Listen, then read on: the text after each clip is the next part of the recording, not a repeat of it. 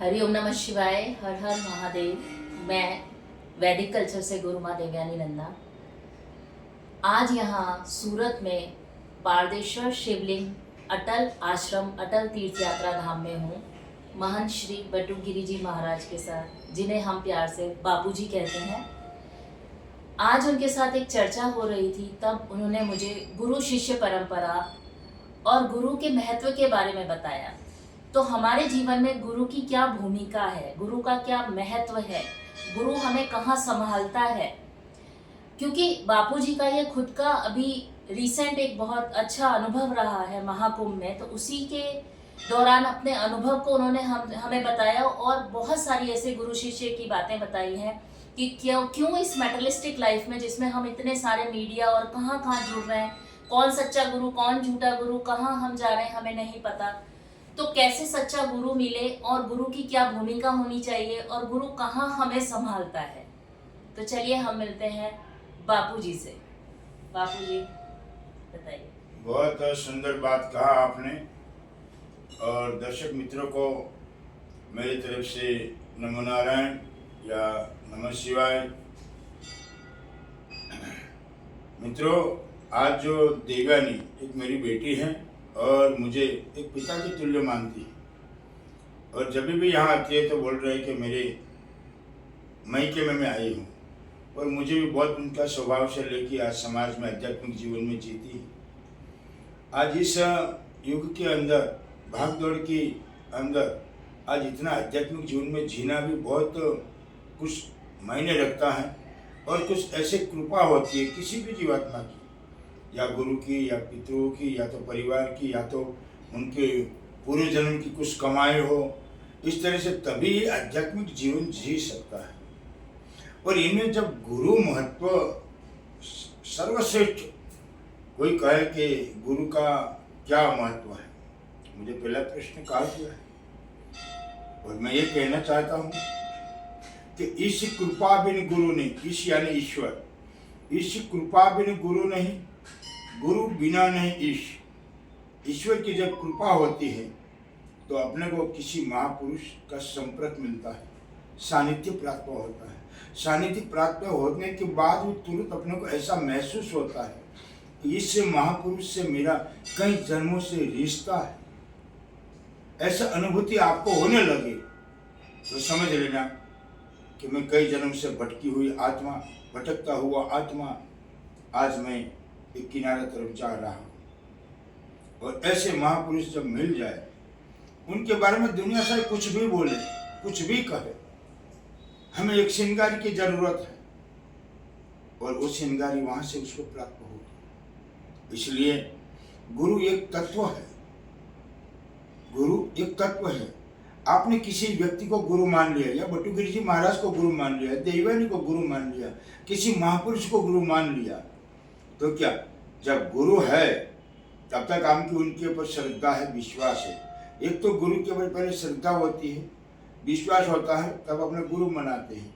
एक मानने के बाद उनके ऊपर श्रद्धा और विश्वास दोनों आ जाता है। दोनों में बहुत फर्क है। एक मानना, एक मनाना, एक मान लेना, एक अपने दिल से मानना, तो दोनों में बहुत फर्क है। इसलिए ऐसा गुरु मत सोचिए कि आज मरे और कल दूसरा गुरु के संत ढूंढने लगे। गुरु का कभी मृत्यु नहीं होता है, आदि अनादि अनंत है, अखंड ब्रह्मांडकारम तत्व। ये तत्व जो गुरु तत्व है, आपको गुरु को ढूंढना कहीं नहीं है। गुरु को पाने के लिए अपने शिष्य तत्व बनाइए। जब आपने शिष्य तत्व आ जाएगा, शिष्य तत्व आ जाएगा, तब आपको गुरु ढूंढ लेगा। मेरे जीवन की बनी हुई कहानी में कहता हूँ, मुझे पता नहीं है, लेकिन मैंने जब 77 में दीक्षा नहीं ली थी, ऐसे गुरु माना था। और गुरु मैं दत्तात्रेय भगवान को माना था, भगवान शिव को माना था, रावण ने भी गुरु शिव को माना था। और शिव को गुरु मानने के बाद रावण ने ऐसी भक्ति की, 1 गर्दन 2 गर्दन 30 10 शीश चढ़ाया, तो भगवान ने प्रकट होकर बोला मैं तेरे साथ हूँ। और भूतों ने भविष्य, रावण जैसा विद्वान आज तक कोई नहीं हुआ, लेकिन उनका स्थूल रूप के अंदर गुरु नहीं था। भगवान को गुरु माना था, इसीलिए उनका पतन हुआ। पतन होने का कारण यही है। और वशिष्ठ सामने, वशिष्ठ भगवान राम के गुरु थे, कुल गुरु थे। उनके पास माता पिता राजा दशरथ और कौशल्या गुरु के आश्रम में छोड़ने को गए, क्या जरूरत थी? अरे चांदीपुनी ऋषि के आश्रम के अंदर भगवान कृष्ण त्रिकालज्ञ था, उनको क्या जरूरत थी गुरु के पास जाने के लिए, जो भूत भविष्य वर्तमान काल सब जानते थे। लेकिन वो भी गुरु के पास गए, चांदीपुनी ऋषि के अंदर आश्रम में पढ़े। और गुरु ने फिर एक आचार्य गुरु आपका होता है। आज के जो बच्चे लोग स्कूल में पढ़ते हैं, कॉलेज तक लाइफ में पढ़ते हैं, वो उनका आचार्य गुरु है, जिनको वो सारा समाज का ज्ञान देता है, विद्या देता है और 2 लाख 25 लाख 50,000 का पगार तक करता है, पगार तक आता है, वो वहां तक बनाता है। तो वो आचार्य गुरु का काम है। आज आचार्य गुरु के बाद जब अपने को सदगुरु के पास जाना है, तो वो दुर्वासा के पास गए भगवान कृष्ण। बोले मैं चांदीपुर ऋषि आश्रम में पढ़ा हूँ, लेकिन मुझे सदगुरु चाहिए जो मुझे परमात्मा तक ले जाए। अब आप सोचते हैं कि भगवान परमात्मा है, लेकिन भगवान बोले मैं परमात्मा नहीं हूँ, मैं भी एक गुरु के सानिध्य में हूँ। गुरु का महत्व क्या है शास्त्रों में? बिन गुरु भवनिधि तरहि न कोई, जो बिरंच शंकर समवई। शंकर जैसा बड़ा विद्वान हो, परमात्मा की शक्ति प्राप्त हो, लेकिन गुरु उसके पास नहीं है। आज के जो बच्चे लोग, आज के जो युवा वर्ग लोग मंदिर में जाते, अभिषेक करते, रुद्राभिषेक करते, कई पूजा पाठ करते, अनुष्ठान करते हैं, किताबों में देखकर पढ़ते हैं, करते हैं। किताबें तो राम भी पढ़ सकते थे, कृष्ण भी पढ़ सकते थे, लेकिन गुरु के पास क्यों गए? किताब को गुरु नहीं बनाया जाता है, हर इंसान किताब को गुरु बना लेता है।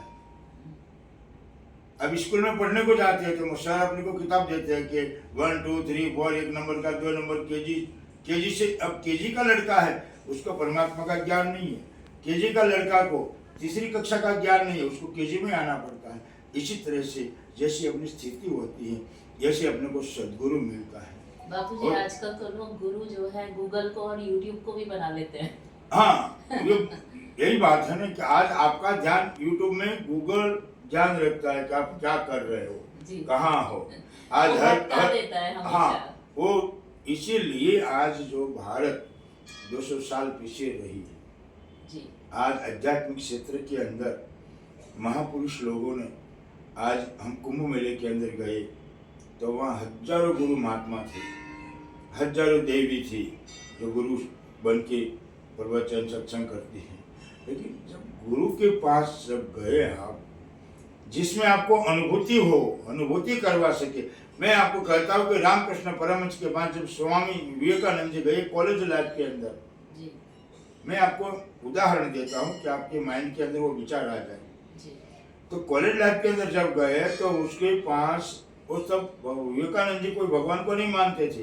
रामकृष्ण परमहंस श्री राम जय राम की धुन बोलाते थे, और धुन बोलाते समय वो जैसे महात्माओं का एक सिद्धांत होता है, जो नास्तिक होता है ना उसको नजीक लाता है, क्यों? कि वो आस्तिक बन जाए, तो उनको नजीक बिठाते थे।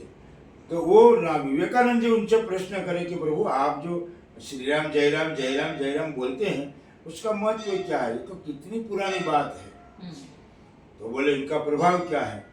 बोले मैं समय आके बताऊंगा, तो आया कर बेटा। एक समय में 25-50 आदमी बैठे थे, सबके सिर पर हाथ रखकर विवेकानंद जी आ रहे थे, बाल्य अवस्था थी, कॉलेज लाइफ थी। तो वहां खाली रामकृष्ण परमहंस ने धुन बोलते बोलते वहां रुक जा बच्चा, वो वहां बैठ गया। फिर विवेकानंद जी उनके पास नहीं गए, वहां से लौट गए, 15 दिन तक आश्रम में नहीं गए। 15 दिन के बाद गए तो बोले कहाँ था बेटा, इतना दिन तो आया नहीं। बोले आपने इतना समय में मेरा इंसल्ट किया। बोले मुझे तो पता ही नहीं है, मैं तो जानता ही नहीं हूँ। ये राम नाम का महिमा था जो तू वहां बैठ गया, तुमको आना चाहिए यहाँ, तुम नहीं यहाँ। वो राम नाम का प्रभाव है। इसलिए नारद ने सीता पार्वती को मंत्र दिया था। जब इसका हस्तरेखा देखी गई, ज्योतिष शास्त्र के अंदर वो ज्योतिषाचार्य है, श्रापित ज्योतिष है, जी। ज्योतिष विद्या है, श्रापित है। श्रापित है। तो हिमालय ने उसको बोला कि महाराज हमारे यहाँ कन्या है, और कन्या का ज्योतिष देखा गया। तो नारद जी ने कहा कि इनको तो पति नग्न दिशा में होगा, शमशान में वास करता होगा, जिनका माता पिता नहीं होगा, अघोरी जैसे जिंदगी जीता होगा, लेकिन भवानी पूर्वजन्म का ज्ञान था। पार्वती जी सोच लिया कि शंकर के अलावा कोई नहीं हो सकता है, और बोले ये सा पति मेरी लड़की को नहीं होना चाहिए, ऐसा दामाद, मुझे इनके लिए यज्ञ होम जो भी। बोले मैं तो ये कहना चाहता हूँ, एक रेखा और फूट रही है, उनमें ये आपकी लड़की सफेद वस्त्र को परिधान करके उनकी प्राप्त करने के लिए तपस्या करने को जाएगी। तब वो बोला कि शिव के सिवा कोई नहीं हो सकता।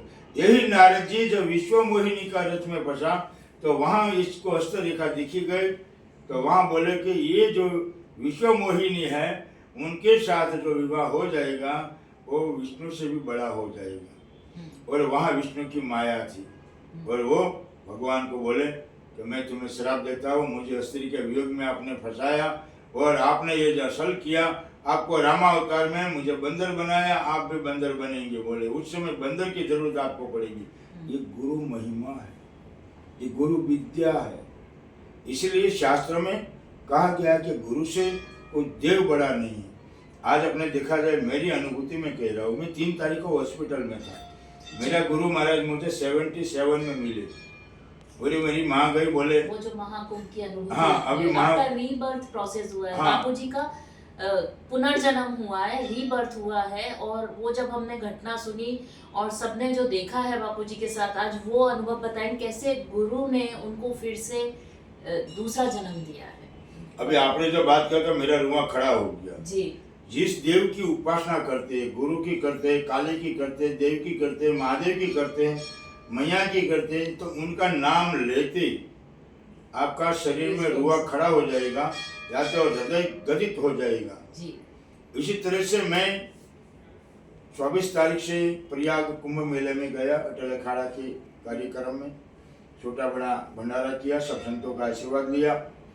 और 30 तारीख को, 28 तारीख को, क्योंकि फरवरी था, 28 तारीख को मैंने कहा कि भाई मेरी तबीयत सीरियस है, सब महात्मा लोग मुझे आशीर्वाद दे, मुझे नहीं लगता है कि मैं यहाँ टिकूँगा, मुझे बहुत श्वास और ऑक्सीजन लेवल 80 हो गया, 81 तक, और श्वास में लेने में तकलीफ और निमोनिया हुआ। और 1 तारीख से मैं यहाँ निकल कर यहाँ आया और प्राणनाथ हॉस्पिटल में 2 तारीख को 10 बजे दाखिल हो गया, और डॉक्टर ने कहा कि केस खतरे में है, बहुत तकलीफ है। वो महाराज मेरा मित्र था, लक्ष्मण ज्योति जी महाराज, मैंने कहा महाराज, बोले आप जाइए, वो भी बाहर थे। और उस समय रात को 3 तारीख को 12 बजे, पौना 12 बजे ऑक्सीजन शुरू था।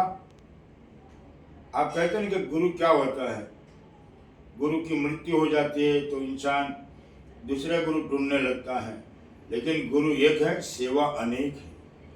जब गुरु के प्रति आपकी बहुत आस्था बढ़ जाएगी, आपकी हर बात, हर श्वास में गुरु दिखेगा आपको। और मेरे पास सैकड़ों अनुभूति ऐसी हुई है।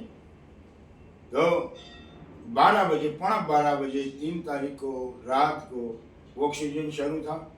हमारे हितेश भाई, वहाँ की डॉक्टर्स टीम, मैंने कहा कि मुझे घबराहट हो रही है, मुझे अच्छा नहीं लग रहा है। तो ऐसा करके मैंने मांस सब ऑक्सीजन हटा दिया, और हटाते, क्योंकि माँ की उपासना में बचपन से कर रहा हूँ, काली माई की और कामाक्षा की। तो माँ माँ माँ माँ करता बस इतना मुझे याद रहा, गिर गया। ये सत्य घटना है बिल्कुल। मैं जो आप मेरे पर जो बनी हुई बात है, ये मैं आपको बता रहा हूँ। क्यों कि आपने जो प्रश्न किया देवयानी माँ ने कि गुरु का महत्व क्या होता है, गुरु क्या होता है। श्रद्धा विश्वास फलदायक। श्रद्धा जितनी दृढ़ होगी, विश्वास जितना दृढ़ होगा, श्रद्धा विश्वास का कन्यादान होगा, तो मैं कहता हूँ कि ईश्वर आपसे दूर नहीं है, ईश्वर का भी अनुभूति होती है। इस तरह से रात को पौना 12 बजे 11:45 हुई और गिर गया। दरवाजे के पास मुझे भगवा कपड़ा दिखाई दिया, तो मैं बोला कौन है, तो मेरे गुरु महाराज दिख रहा है। बोले चल बेटा। मैं बोला बापू मैं कहाँ ले जाएंगे आप? तो मुझे वो साथ में ले गए, और जैसे कि हवा के पीछे जो दौड़ता है, हवा के एक फूल पत्ता गिर जाता है वृक्षों से और जो गिरता है उड़ते हैं, इसी तरह से मैं गुरु के पीछे जा रहा हूँ। बापू बोले मुझे धुंधला आवाज़ मुझे दिखाई दे रहा है कि ये मेरे गुरु है और कोई मुझे ले जा रहा है, और पीछे पीछे जा रहा हूँ। यहाँ मेरी बॉडी को मैं देख रहा हूँ, ये बॉडी को देख रहा हूँ, ये सब मेरे को पंपिंग कर रहे हैं, ऐसे ऐसे मार रहे हैं। बोले अभी फिर हितू भाई बोल रहे कि मैडम कैसे हुआ? बोले बापू को खांसी आई और बापू गिर गए। ऐसे कैसे हुआ? कोई दवा का रिजेक्शन। लेकिन मैं ये सब घटना मेरी आंखों से मैं देख रहा हूँ, मेरे गुरु देख रहे हैं। मेरा गुरु बोल रहा है कि देखिए तेरा शरीर, और मुझे ले गए। मेरे गुरु के साथ में बद्री केदार गया, माँ चामुंडाई गया, और कम से कम 2 से 3 हजार किलोमीटर मुझे घुमाया। कामाख्या ले गई, कामाख्या में हम लोग और गुरु के साथ गया था। तो मुझे बोले इनकी साधना करना, देवी तेरा काम करेगी, तेरे साथ रहेगी, तेरी रक्षा करेगी। तो मैं बोला ठीक है बाबू। और लेते लेते लेते मुझे जो यहाँ का आश्रम का माहौल और आश्रम में मुझे क्या करना है, ये सब मुझे बताते बताते बताते बातें करते करते हम और गुरु दोनों वापस प्राणनाथ हॉस्पिटल में आए और पुणे में खड़े रहे। तो मैंने कहा, बोले देखे तेरा शरीर। तब तो डॉक्टर सब लोग आ गए और देख रहे थे कि स्पेल है। बोले ये बनी हुई सत्य घटना है। तो बापू बोल रहे कि तू जा। बोले नहीं बाबू मुझे नहीं जाना है, अभी मुझे तकलीफ, मुझे इसमें नहीं जाना है, बट हो गया, मैंने संसार देख लिया है, ये लोग देखे, मुझे नहीं जाना है, ऐसा करके मुझे मना कर रहा है। बोले बापू बोला नहीं जा तू, तेरा काम बहुत बाकी है। तो बापू हंसने लगे। तो मैंने बोला बापू आप हंसते हो, मैं रो रहा हूँ, आप ऐसे क्यों कर रहे हैं मेरे से, मुझे क्यों वापस भेज रहे हैं? ऐसा करके मेरे को बॉडी पर ऐसा धक्का मारा और मैं बॉडी को, अरे बोले बेटा तू तो शेर का बच्चा है। बोले अटल नाम है आश्रम का, अटल का भी टलता है। बोले जा तू जा, तेरा काम बहुत बाकी है। ऐसा करके जैसे धक्का मारा था मैं बॉडी के ऊपर गिरा। गिरते के साथ ही मैंने बोला हितेश भाई मुझे कोई बचा रहा था, मेरे गुरु कहाँ है, मैं कहाँ हूँ, मुझे कहाँ लेकर आए? और उनके बाद ये जो पलाठी मार के बैठा वो 5 साल से नहीं बैठ सकता था। आज मैं 5-5 घंटा पलाठी मार के बैठता हूँ, आसन पर बैठता हूँ, 3 बजे उठता हूँ, ध्यान योग साधना भी करता हूँ, माता जी का भी ध्यान करता हूँ। और 2 से 2.5 नंबर क्रॉस नंबर है, 3 नंबर इस आँख में क्रॉस नंबर है। और 3 तारीख से मैंने आश्रम के अंदर किसी का पूछ लीजिए चश्मा नहीं पहना है, छोटा से छोटा अक्षर में पढ़ लेता हूँ। मैंने अभी देखा बापूजी, आपने मुझे वो बिल्कुल छोटा में छोटा अक्षर दिखाया, तो ये मैं देखता हूँ। मुझे पता लगा, फिर मेरे गुरु बोलता है कि बेटा तुझे बहुत काम बाकी है, तुझे यहाँ कामाख्या काली कामाख्या का मंदिर बनाना है, यहाँ ये काम करना है, यहाँ हॉस्पिटल का आयोजन करना है, समाज के लिए कुछ करना है। तूने अपने लिए तो कुछ किया ही नहीं है, लेकिन समाज के लिए तुझे करना है। और मित्रों साधु जो है वृक्ष हमेशा फल नहीं खाता, साधु का भी फल वृक्ष नहीं खाता है। ऐसे साधु का भी फल का, तपस्या का फल ये समाज ही खाती है। समाज ही हमारे लिए वसुदेव कुटुंबकम की भावना है, समाज ही हमारे लिए परमात्मा है। इसलिए आज जो देवयानी माँ ने जो सुंदर प्रश्न कहा है कि गुरु क्या है, गुरु वो है यमराज आपके पास खड़ा है और आपको लेने को आया और गुरु को आपने याद किया, हे गुरु महाराज मुझे बचा।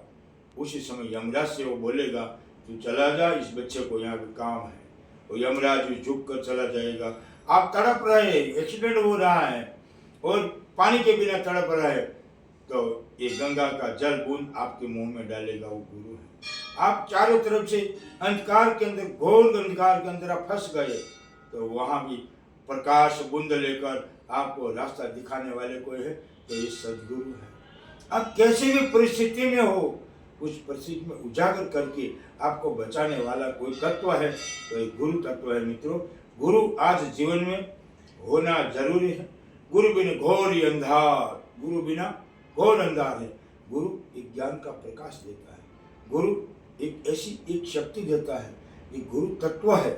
आज मैं भी नाश पाने वाला हूँ, एक बार ये भी नाश होगा, दुनिया नाश होगी, गुरु तत्व अजर अमर है। आज वशिष्ठ को याद करते हैं, कृष्ण को याद करते हैं, रामकृष्ण को याद करते हैं, शंकराचार्य को याद करते हैं। क्यों? ये लोगों ने गुरु के पास। अरे रामकृष्ण परमहंस को तो कैंसर था और थूकदानी पूरी भरी हुई कैंसर की, और सब लोग भक्त सोच रहे कि गुरु जी का शरीर शांत हो जाए तो अच्छा है। बहुत मुंह से बदबू आ रही है और पूरा थूकदानी भरी हुई है, ब्लड सी। और ये विवेकानंद जी को, गुरु को तो बहुत शिष्य होता है, लेकिन शिष्य जो समर्पित है तन मन और धन से, उसी को ही उपदेश मिलता है, उसी को ज्ञान मिलता है। और आज स्वामी विवेकानंद जी को ऐसा दुख लगा कि मेरे गुरु रामकृष्ण परमहंस की परिस्थिति देखकर सभी शिष्य लोग उसके मरने के लिए आशा रखते हैं। और उसी समय रामकृष्ण परमहंस को खांसी आई। खांसी आते थूकदानी लेके स्वामी विवेकानंद जी खड़े हो गए, और ऐसे हुआ तो वो सब शिष्यों के सामने वो थूकदानी पी गए। आज कोई ऐसा शिष्य नहीं मिलेगा कि गुरु का थूका हुआ खा लेवे, गुरु की थाली में जूठा पड़ा हुआ खा लेवे। आज तो आज अलग ही सोच है उनकी। और वो थूकदानी पीने के बाद रामकृष्ण परमहंस के हजारों शिष्य थे, हजारों मेलमालिक शिष्य थे, लेकिन आज विवेकानंद अकेला को याद करना पड़ता है। मित्रों याद रखिए, भगवान ने गीता कृष्ण को कहा, क्या धर्मराजा नहीं थे, सहदेव नहीं थे? सहदेव तो भगवान जी तक जानता था, इतना सहदेव जानता था, फिर भी भगवान ने सहदेव को गीता नहीं कही, धर्मराजा को भी नहीं कही। लेकिन कृष्ण ने गीता रणभूमि के बीच में दोनों जगह पर मारने के लिए खड़े, रथ हथियार उद्यान लोग खड़े गए। और उसी समय भगवान ने अर्जुन से कहा कि देख ये सब खड़े हैं तेरे को मारने के लिए। बोले मैं इनको मारने के बाद भी मैं जीने के लिए क्या करूँगा? भले मुझे मारे, मैं भिक्षा मांग के जीवन मेरा व्यतीत करूँगा, लेकिन मैं युद्ध नहीं करूँगा। आज कृष्ण ने उसी समय अर्जुन को समर्पित भाव देखकर कृष्ण ने उपदेश गीता का अर्जुन को ही कहा है, धर्मराजा को क्यों नहीं? क्यों कि उसको तन मन धन से समर्पित था। वो जो कुछ कहता था बोले मेरे लिए तो कृष्ण ही है। आज इसी तरह से आप मान लिया कि मेरा सब कुछ है तो गुरु है, गुरु वही परमात्मा है, वही धर्म। वहां तक ले जाने वाला कोई वकील अच्छा केस जीतने के लिए करते हैं, अपने हजारों लाखों रुपया फी देते हैं, ये वकील है अपने को जिताएगा। लेकिन गुरु भी एक ऐसा वकील है, भगवान से लड़के आपको परमात्मा तक ले जाने वाला है। खाली आपको शिष्य तत्व को जागृत करना है। शिष्य का तो कर्तव्य है। कल छोटी सी बात कहेगा कि बच्चा ये काम करना है, ये काम नहीं करना है। राम के बारे में पूछा तो बोले राम सही में हुआ था कि नहीं, ये तो काल्पनिक है। ऐसे शिष्यों की नहीं बात करता हूँ, जिनको पूर्ण भरोसा है। जैसे गुरुत्व बापूजी बहुत जरूरी है, वैसे शिष्यत्व भी बहुत जरूरी है। हाँ। गुरुत्व और शिष्यत्व दोनों एक दूसरे के साथ ही मिलके बनते हैं। तो बहुत अच्छा गुरुजी ने हमें गुरु तत्व के बारे में बताया, और मुझे बता रहे थे तो मुझे लगा मैं आप सबके साथ ये चीज शेयर करूं, क्योंकि आजकल लोग गूगल को गुरु बना लेते हैं, यूट्यूब को गुरु बना लेते हैं, वहां से पढ़ते सीखते हैं और पता नहीं क्या क्या नॉलेज देते रहते हैं। वो सत्यता उसकी पता नहीं है। लेकिन एक आप जब गुरु को साध लेते हैं, एक सदगुरु को साध लेते हैं अपने जीवन में, तो वो आपके जीवन को कैसे तार देगा कि आपको खुद पता नहीं चलेगा, कहाँ आपका रास्ता जाके खुलेगा आपको खुद नहीं पता। ईश्वर जो तत्व है, ईश्वर भी एक तत्व है, हम मूर्ति में ढूंढे या कहीं भी ढूंढे, लेकिन उस तत्व में गुरु ही आपको विलीन कर सकता है। गुरु ही आपका मार्गदर्शक है, गुरु ही आपको ईश्वर तक ले जाने की एक रास्ता है, एक छड़ी है, एक गूगल मैप है। हम मैप लगाते हैं, गूगल मैप है गुरु उस तरह का जो आपको ईश्वर तक पहुंचाएगा। तो ऐसे ही गुरु जी के साथ हम अलग अलग अच्छी जो बातें हैं वो सुनते रहेंगे और आपके साथ मैं शेयर करती रहूंगी। हर हर महादेव, जय आप गुरुदेव। सभी को गुरु का आशीर्वाद प्राप्त हो जी। कोई सी भी व्यक्ति को गुरु बनाया हो, उनके लिए समर्पित भाव होकर, उनमें ईश्वर तत्व का भाव रखकर उनकी पूजा अर्चना करें, उसकी आज्ञा का पालन करें। उनका आशीर्वाद प्राप्त करने के लिए अपने को सेवा की जरूरत होती है, आज्ञा की जरूरत होती है। इसलिए ऐसे गुरु के पास समर्पित होकर सेवा करें, और भगवान के नजीक ले जाने वाले गुरु तत्व के अलावा कोई नहीं है। राम ने भी गुरु किया, कृष्ण ने भी गुरु किया। क्यों किया? आप थोड़ा दृष्टांत मैंने दिया है, तो इसी तरह से आप भी भले आप साधना करें, अनुष्ठान करें, पूजा अर्चना करें, लेकिन उनका फल नहीं है। जब कोई गुरु मिले, भले नारद ही मिले, पार्वती को नारद ही मिला था, लेकिन शिव को प्राप्त हुई। आखिर उसने संकल्प किया और मुझे शिव के साथ मेरा विवाह होगा। और सप्त ऋषि को भेजा विष्णु ने, कि शिव ने भेजा कि जाइए सती की कसौटी करिए। और सती की कसौटी करने के बाद बोले मैं तेरा विवाह विष्णु से करवा दूंगा। लेकिन वो बोले मेरा गुरु नारद है, मुझे गुरु जी ने बताया है कि शिव तत्व तुझे मिलेगा, और उनके आशीर्वाद से उसको शिव मिला। इसी तरह से जिसको दृढ़ विश्वास है। मतंग ऋषि की शिष्या सबरी बाई, सबरी को भी बोला मुझे पता नहीं है कि राम कैसा था, लेकिन राम तेरे पास आएगा। वृद्ध हो गई सबरी, लेकिन उसकी जो प्रतीक्षा थी वो युवान रही। और राम आए और राम ने प्रश्न किया कि मैया सीता को कोई ले गया है, वो कहाँ से? तब राम ने, सबरी ने कहा कि यहाँ से एक बल्क पड़ा हुआ है और इस तरह से रावण ले गया है। देखिए क्या सबरी की भक्ति होगी। वो इनके पीछे भी गुरु का हाथ था, गुरु का आशीर्वाद था। इसीलिए मित्रों गुरु के पास जाइए। गुरु के बिना भवनिधि तरहि न कोई, जो विरंच शंकर समोहि। कितने भी सिद्धि प्राप्त हो, लेकिन गुरु बिना सफलता नहीं मिल सकती। सबको गुरु का आशीर्वाद प्राप्त हो, यही मैं कामना करता हूँ। अटल तीर्थ यात्रा धाम सूरत, महंत श्री बटुगिरी जी का ओम नमो नारायण। हर हर महादेव। हर हर